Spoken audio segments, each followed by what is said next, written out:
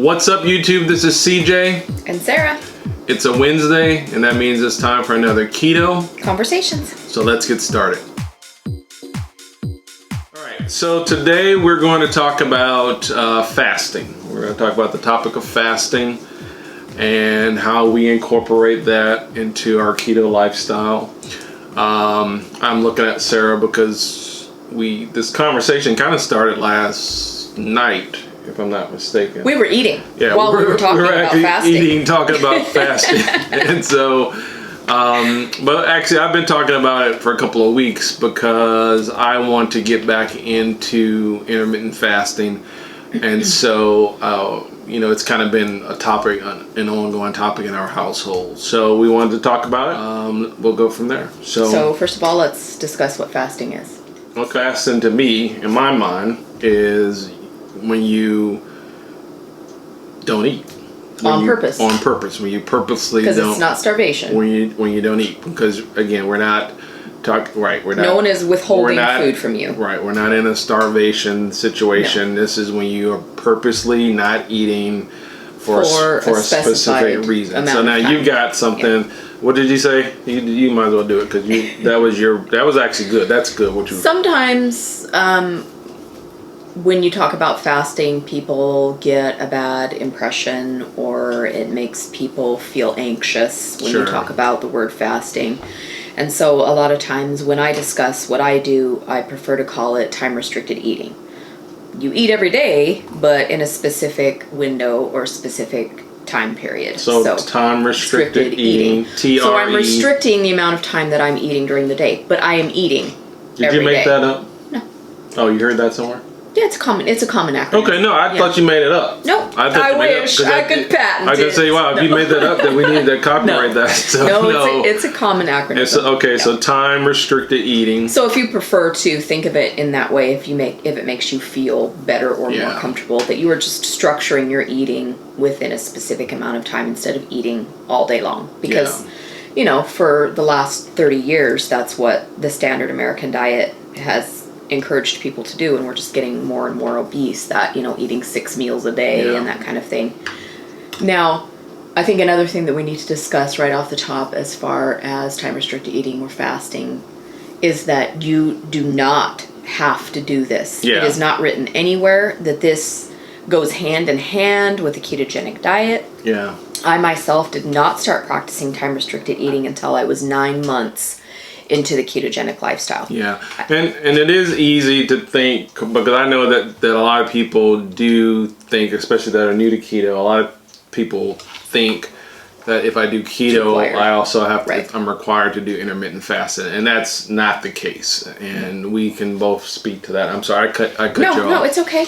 And so a lot of times fasting, intermittent fasting, time restricted eating will go hand in hand with a ketogenic lifestyle, because sometimes when you become fat adapted and you get your insulin under control, it is easier to go without eating every couple of hours. So you're not hungry. You're not hungry because this lifestyle is satiating.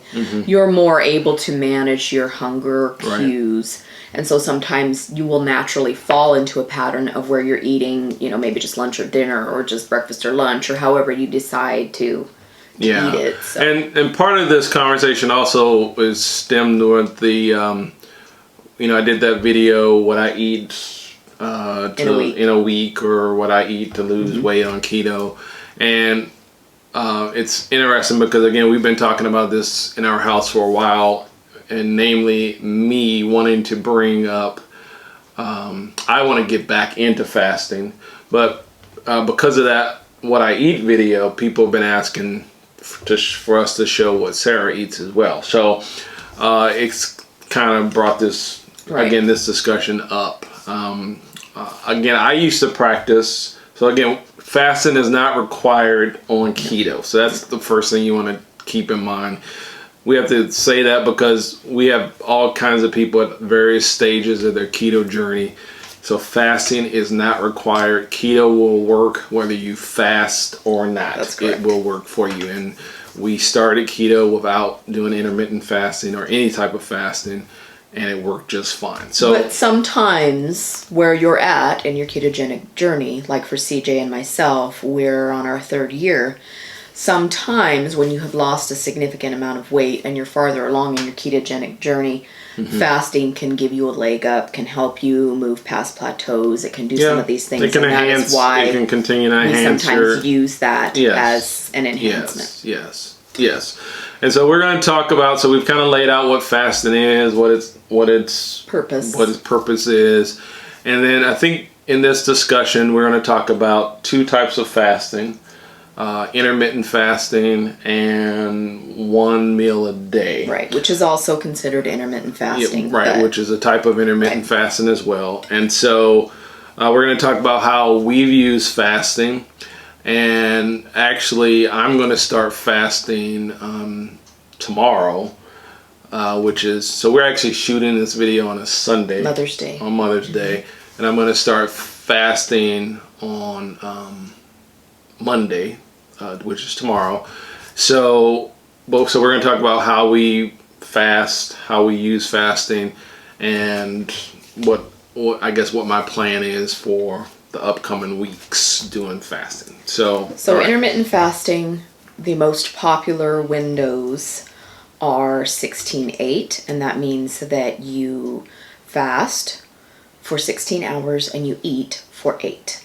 Okay. So that is a very popular method. Especially for beginners. Yeah. So what that means is you have a window of time where you don't eat. Right. And then you have a window of time where you do eat. And most people in that way of eating will generally just skip their morning meal. They will skip breakfast. Mm-hmm.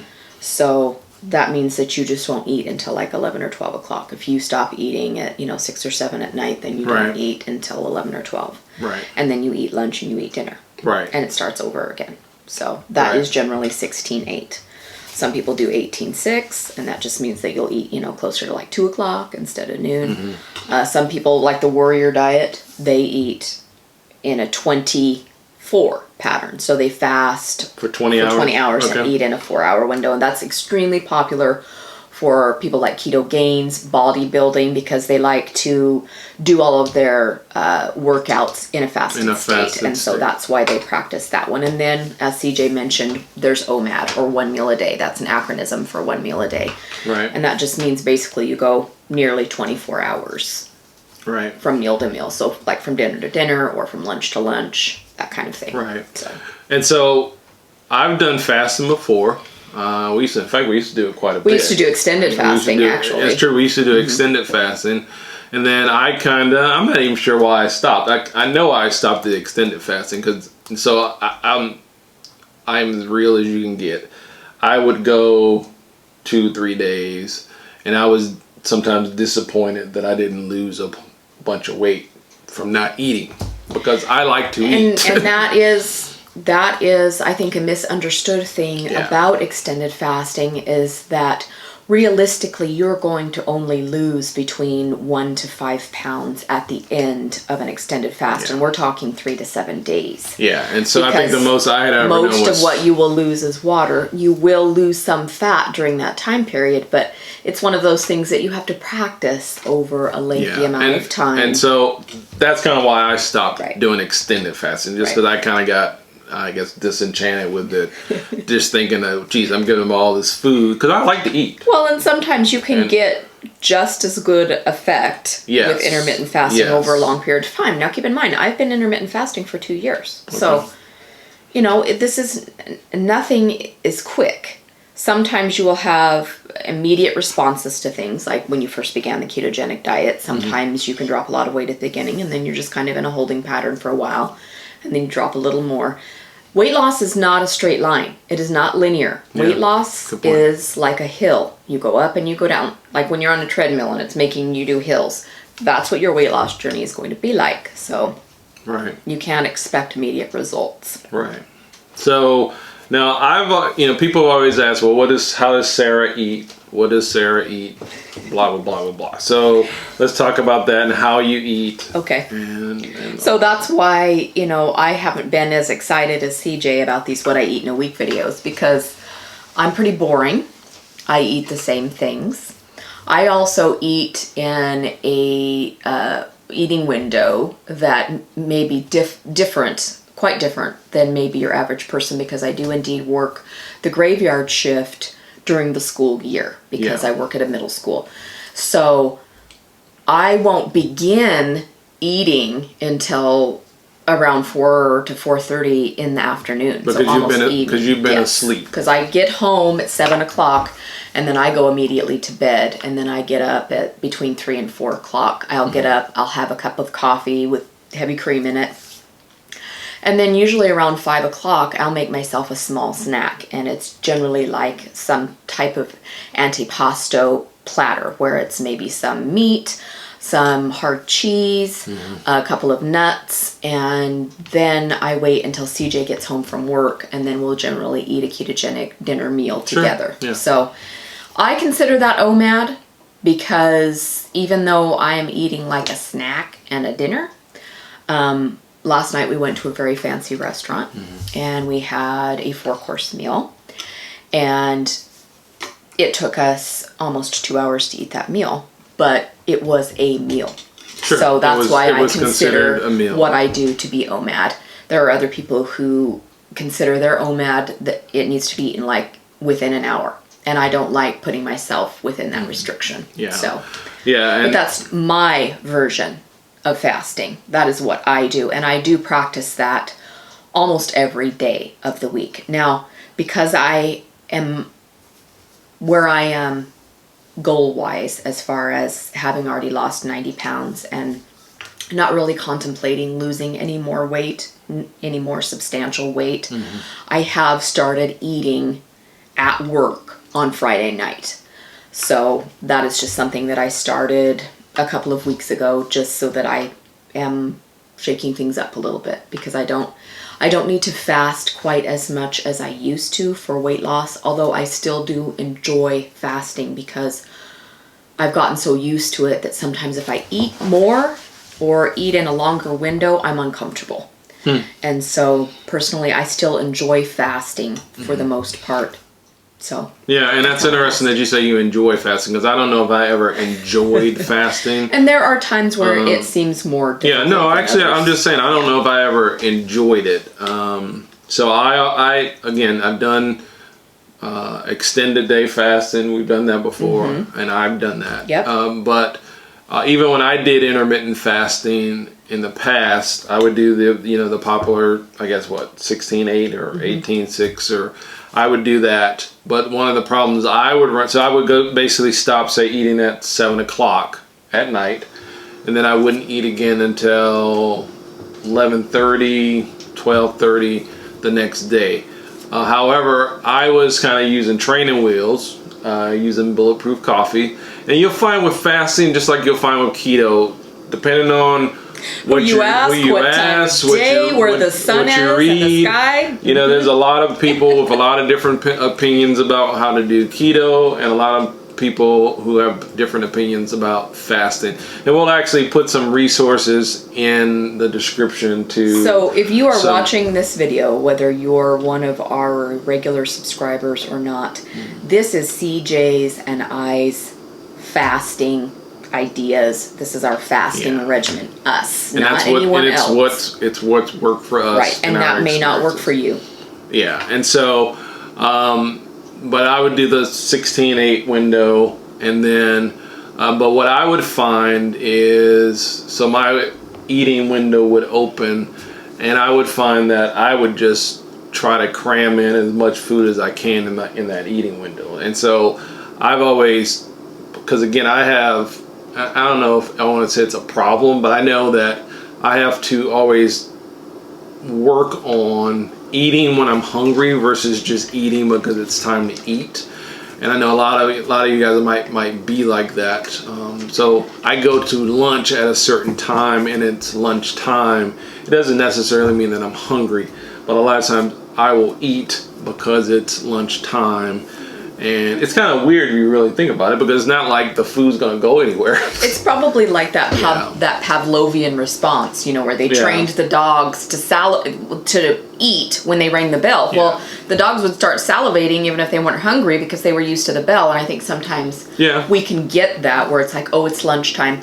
Oh, it's breakfast. Or if it's breakfast. We are used to eating. It's time to eat. It's time to eat. And so that's something I still, have to work on every single day. And it can be difficult, especially for people who have had a history with eating disorders of any kind, either anorexia or bulimia or even binge eating. Sometimes fasting is one of those things that you have to be careful with because you can get that feeling like CJ has where you want to eat everything. Well, see, but I don't know. See, because I've never had any of those eating disorders, but I am from, I guess, the school of the clean your plate. I'm from that school too. Clean your plate. I'm from that. That's way back. But I'm also from the school of the 6 small meals a day, eating every 2 hours to keep your metabolism up. And I was doing that way before keto. I was doing that when I was doing more bodybuilding type stuff. And that was just a pattern that I was in, a pattern that is just ingrained. And it's funny because, that's only been around since like the late 80s, early 90s. Because before that, in the 70s, before, it was like 3 meals a day. If you came home from school and you asked your mom for an after-school snack, she said, no, you'll ruin your dinner. People stopped eating at 6 o'clock at night, so that's relatively new within, the 80s, 90s. And we can see that 50% of Americans are obese, and they are obese since the last 20 to 30 years. So we know that style of eating has not helped the obesity epidemic. And I'll say that when I was eating 6 meals a day, it wasn't snacking on just junk. It was actually because I think that was more toward when I was doing more bodybuilding and that type of stuff. But it was still whole grains. It was rice cakes. But again, it was 6 meals a day, and that was ingrained. And so I still, even though you're doing keto, you still can bring some of that stuff into keto with you. And I'm one of those people who I have to always, even when I start intermittent fasting tomorrow, I have to make sure that, I get up, I drink whatever I'm going to drink. I used to do bulletproof coffees as intermittent fasting. And you've decided to try it without that. Right. I'm going to go without bulletproof coffees. I'm just going to do coffee. We've also made some green tea. Yes. We made some green tea.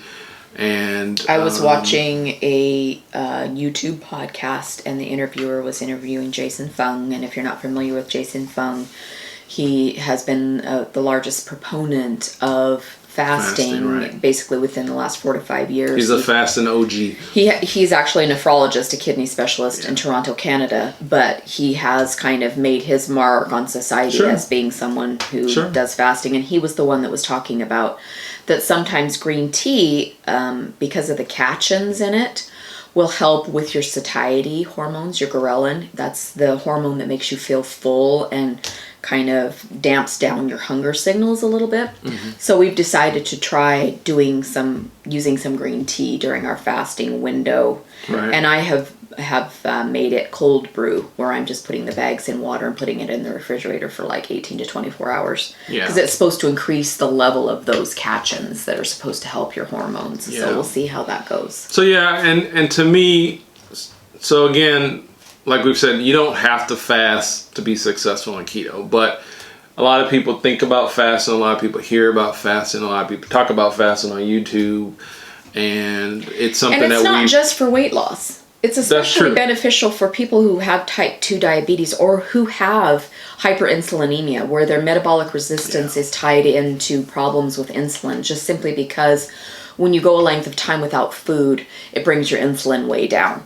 So sometimes people just use that to help reset their insulin. Yeah, and I've been suspecting that I'm probably really super hyper insulin sensitive. And but again, my thoughts about fasting over the last several weeks has really been about just kind of getting the whole what I eat under control. Because, and don't get me wrong, I'm eating keto foods, stuff that you can eat on keto.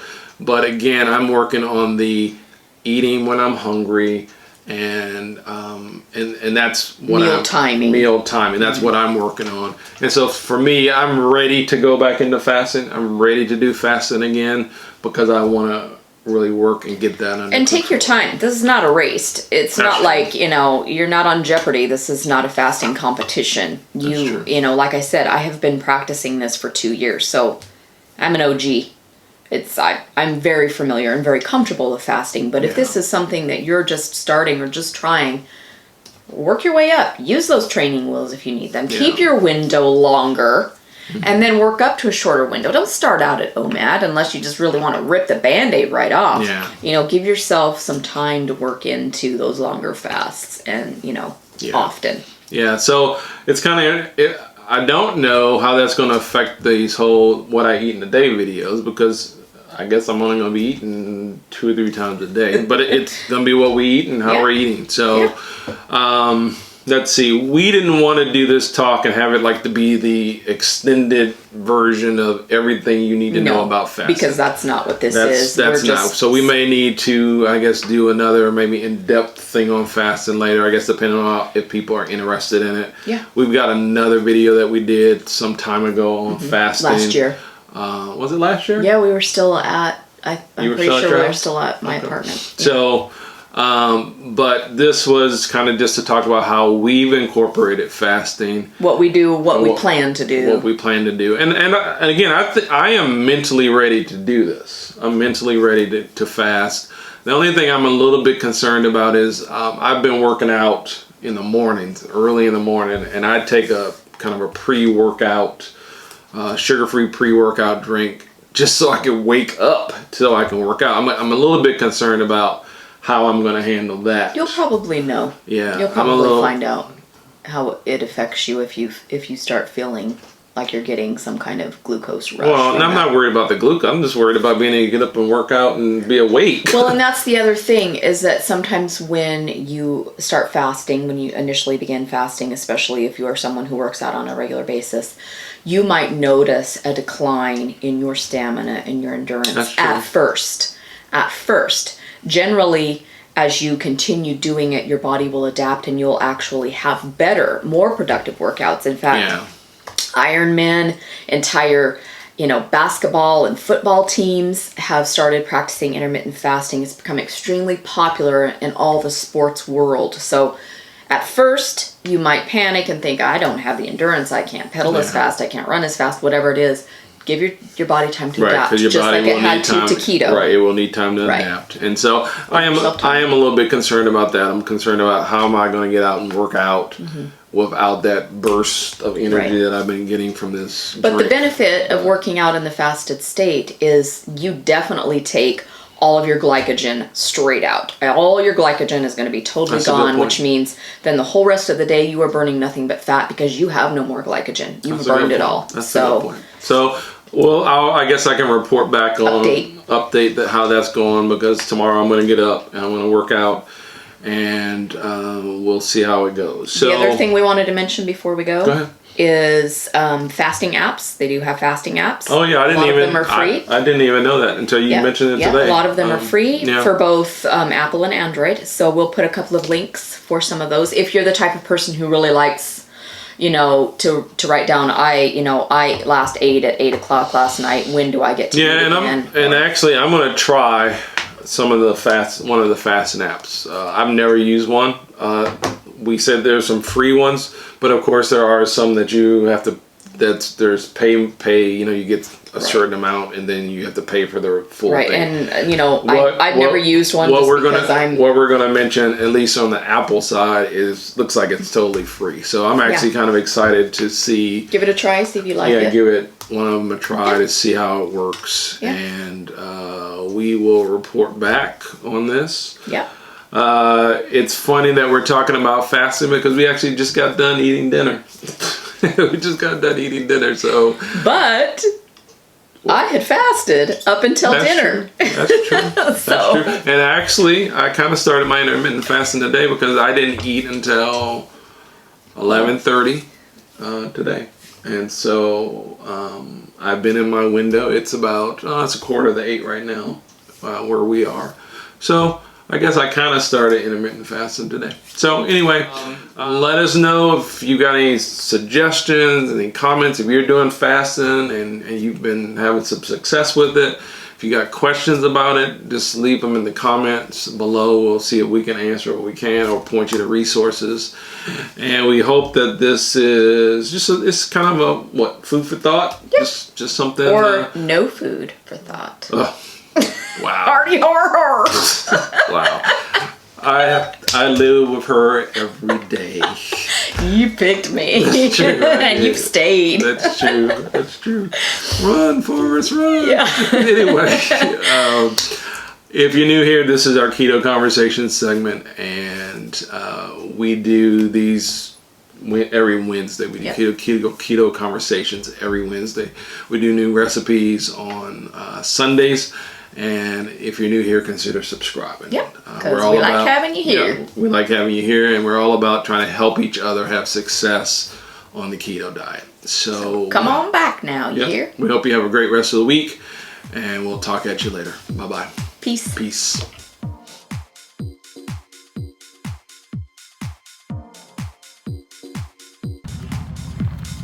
Hi, Fig. You want to be on YouTube? You can. Okay, you'll be a big star on YouTube now.